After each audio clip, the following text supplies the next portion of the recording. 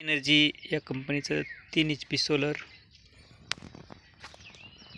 आत्ता चालू केलं आहे, मी ऑन केलं आहे. तर असं सोलर आहे हे. तर इथं बोरवेल आहे, बोर आहे इथं चालू आहे सध्या.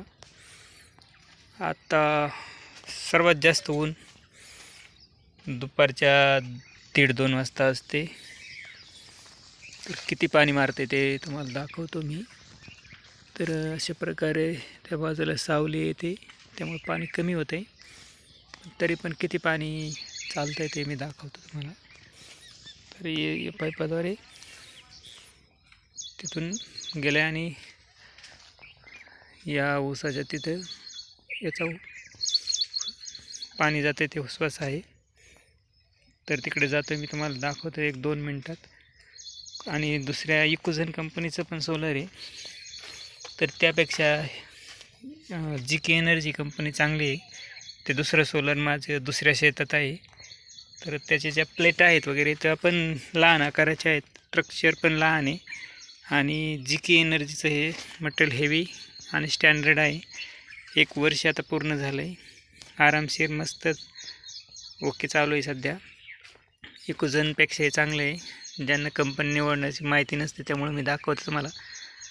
शक्ती कंपनीपेक्षाही मला चांगलं वाटते, जास्त वेळ चालतं आहे. आणि शक्ती कंपनीचं पण सोलर आहे माझ्याकडे, इकोझन आणि GK एनर्जी या 3 कंपनीचे 3 सोलर 3 HPचे आहेत. तर हे 30 मीटरचं हेड मी घेतलं आहे.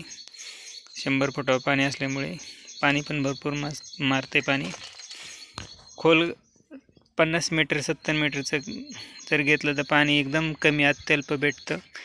त्यामुळे ज्याचं पाणी 100 फुटापर्यंत आणि 30 मीटर घ्या, ज्याचं 150 फुटावर पाणी त्यांनी 50 मीटरचं घ्या, ज्याचं पाणी 250-300 फुटावर त्यांनी 70 मीटरचं घ्या.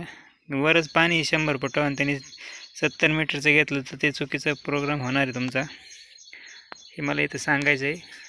तर मित्रांनो, आपण जिथं पाणी चाललं आहे तिकडं जाऊयात. 1-2 सेकंदात तुम्हाला किती पाणी मारतं ते दिसेल. मित्रांनो, त्या घराच्या पलीकडे सोलर आहे आपलं, तिथेच बोर आहे आणि पाईपलाईनद्वारे इथे पाणी आलेलं आहे.